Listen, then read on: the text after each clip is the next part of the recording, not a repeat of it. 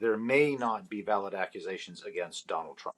However, you can have no confidence in Pam Bondi's statement to that effect, nor can you have confidence in the piecemeal way that this was released, nor can you have confidence that everything's covered given the extent of the redactions here, which are far beyond the scope of the statute. So, yes, it could be that Donald Trump has nothing to do there. But, I think it should bear some consideration of something else. Donald Trump is clearly Epstein's buddy for that period of time. And to put it in direct parlance, Epstein is nothing more than a pimp. And so, at the very least, you have a now sitting president of the United States who frequented his time with a pimp.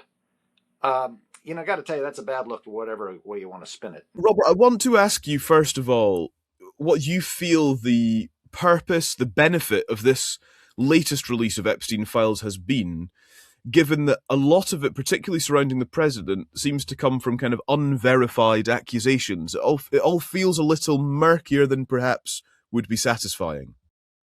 Well, I think that's certainly true, but don't forget that the administration itself has contributed to the murkiness. I think the purpose of the release in the Epstein Transparency Act was to just let this stuff out, give validation or kill the conspiracy theories. And I think what was released doesn't necessarily do either.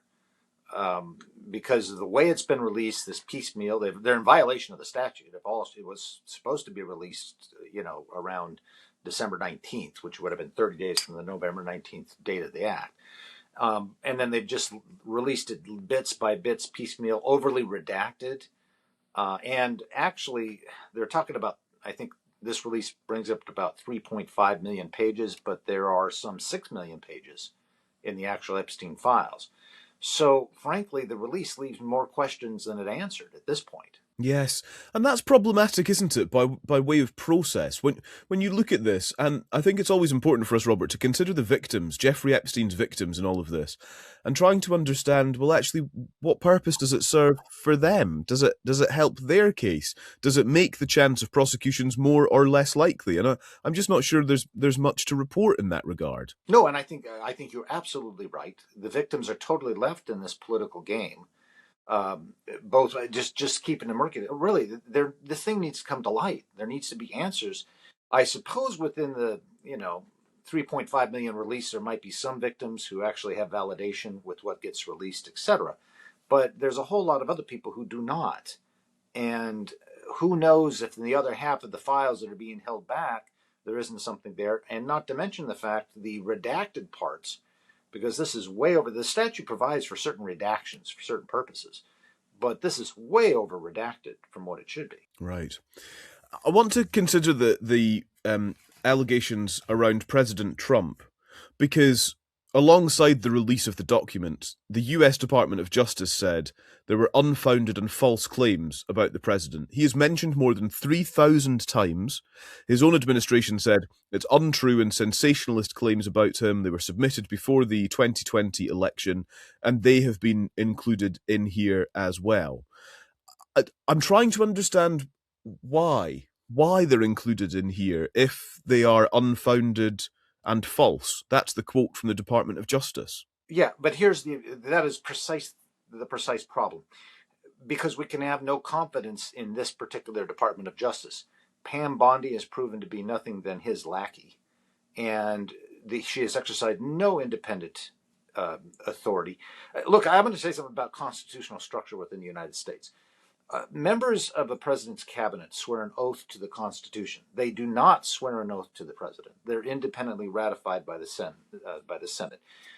You don't have an unfettered unitary executive in the United States. It is a weak unitary, which means their oath is to the Constitution. And if you are a lawyer like Pam Bondi, you have other oaths to perform ethically as an attorney. And she has clearly not on a number of instances. The way it relates to your question then is, how can anybody have faith in their statement that these are irrelevant, they're pre-election or whatever? And how do we know that that's a valid evaluation or just political spin from Pam Bondi, who's sucking up to her boss? But I suppose on that, and I take your point on the kind of politicization of the justice system, which I think is valid and feels slightly jarring, I think, to our listeners here in the UK, where it's quite a sort of different scenario most of the time. I wonder if we should look at it and say, but the accusations around Trump don't have verification. There is not necessarily the same level or depth of evidence to back them up. So even in a kind of objective legal sense, can we say that this isn't a kind of a full picture or a picture that is one of wrongdoing? Mm-hmm. Well, first of all, that may well be true, what you've just said. There may not be valid accusations against Donald Trump. However, you can have no confidence in Pam Bondi's statement to that effect, nor can you have confidence in the piecemeal way that this was released, nor can you have confidence that everything's covered given the extent of the redactions here, which are far beyond the scope of the statute. So, yes, it could be that Donald Trump has nothing to do there. But, I think it should bear some consideration of something else. Donald Trump is clearly Epstein's buddy for that period of time. And to put it in direct parlance, Epstein is nothing more than a pimp. And so, at the very least, you have a now sitting president of the United States who frequented his time with a pimp. I got to tell you, that's a bad look, whatever way you want to spin it. Now, he may end up being totally innocent of any real wrongdoing with underage women, but at the very least, the American people deserve a little more transparency given that prior relationship he has with Jeffrey Epstein. And it's worth saying that Trump has always denied allegations of wrongdoing. I wonder if there's a philosophical question then here, Robert, about the sort of justification for this sort of release of files.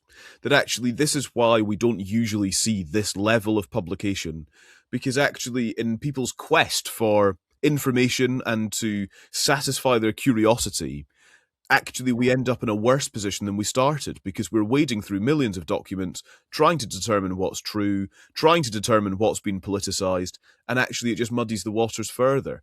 Is there an issue in the very principle of releasing the Epstein files? Well, there's nothing confidential about them, and the underlying principle that should direct everything is justice for these victims who called for the release of these files. So all other considerations and the issues you're raising are certainly valid, all other considerations. But I will say also that, to the point that you're making about how this gets the effect of release of this type of information, the best way to have done that was to release it all immediately and fully and without silly redactions that don't conform to the statute. And then you can have a valid view of the real information and get past it quickly. I got to tell you, I think there's another thing going on, and these time releases seem to be very strategic. I mean, right now the big discussion is Trump's ICE agents killing American citizens on the streets. And now we have a release of this that turns the story away. And then something else will turn the story away from this when this gets too bad. Frankly, these releases seem very tactical to me, based on wanting to draw the attention away from something else where he's hurting on. Now we'll talk about this and say it's all, nothing implicating Donald Trump, and then we can go on to the next little crisis. So it just leaves me feeling very cynical. Yeah, I hear that.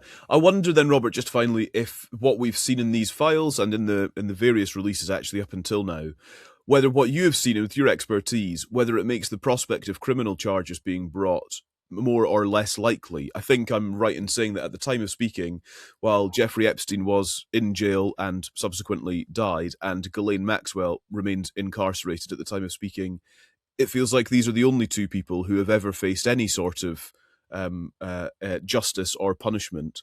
And I'm just wondering if, in your view, actually that feels like a position that will hold. Frankly, not having read the 3.5 million documents just released, I can't say that. I've only had a half hour with this thing, as have we all. But look, I think that it does make likely prosecution of other people. Your own Prince Andrew suffered what he did because of his implication with that.